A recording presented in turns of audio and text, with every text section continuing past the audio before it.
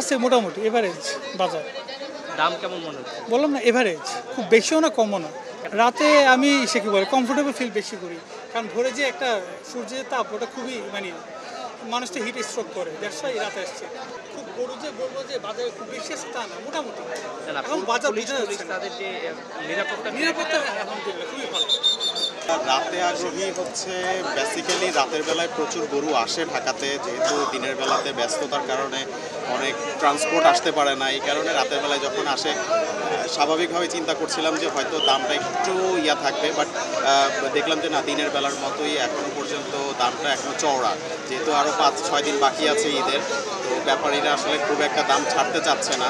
আমাদের মিড রেঞ্জের যেই গরুগুলো ওগুলোর চাহিদা বেশি থাকার কারণে প্রাইসটাও বেশি, তো চিন্তা করলাম রাতের বেলায় আসি, একটু হয়তো আর একটু রিজনেবল পাওয়া যাবে।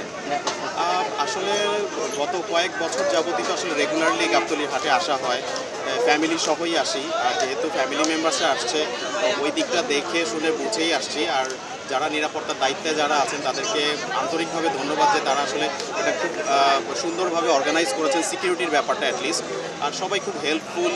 আর দেখছি যে প্রশাসনও এই জায়গাটাতে খুব দায়িত্ব নিয়ে কাজ করছেন, সো আমরা খুব নিশ্চিন্তে এখানে আসতে পারছি। যে এখন রাত 2টো বাজছে, আমরা নিজেরা আসছি, family members, female family members নিয়ে আসছি, সো উই আর সিকিউর।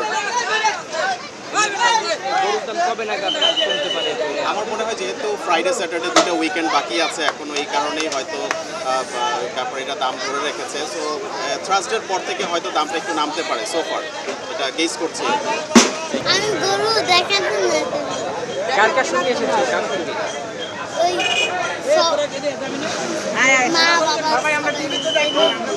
হাটে আসার পরে নিরাপদ আমরা এখান থেকে ব্যাপার সেটা ছিল সেফটির ব্যাপারটা আমরা সব ঠিক আছে, এদিক থেকে আমরা আসলে সেফ করে এগিয়ে আসছি। তো হ্যাঁ, আগ্রহ বাড়তেছে। আগে যেমন রাতে মানে হাটে আসা হতো না, বা মেয়ে মানুষ হাটে আসার যে একটা ব্যাপার ছিল, রাতে সেফটির একটা ব্যাপার, এদিক থেকে আগ্রহ অনেক বাড়তেছে। আমরা আসছি, আমরা আসার পর দেখছি যে অনেকে আসছে বা যাচ্ছে, এদিক দিয়ে ভালো লাগতেছে। গরুর দাম বেশি মনে হচ্ছে।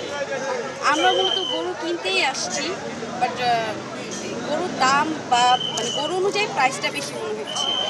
দেখতে আসছি, বাট দাম অনেক বেশি দেখাচ্ছে, তো এই জন্য হচ্ছে এখন বের হয়ে যাচ্ছে।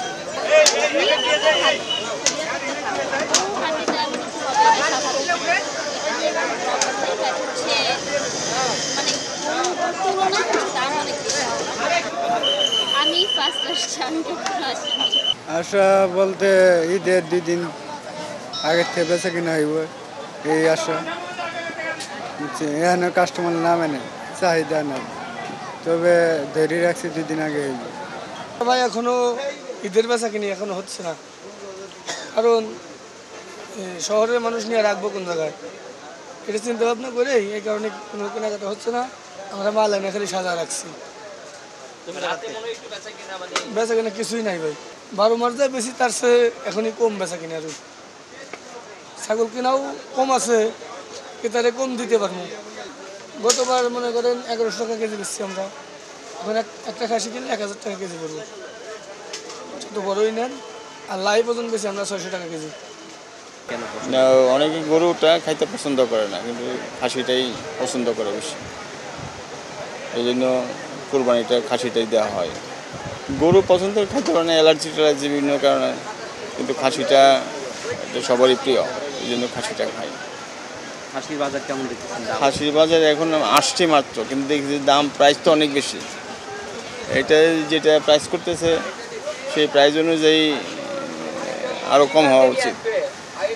হ্যাঁ, কারণ গত বছর এর চেয়ে বড়ো খাসি নিয়েছি আমি 70,000 টাকা দিয়ে, তো এবার চাচ্ছে 2 লক্ষের উপরে এক একটা খাসি।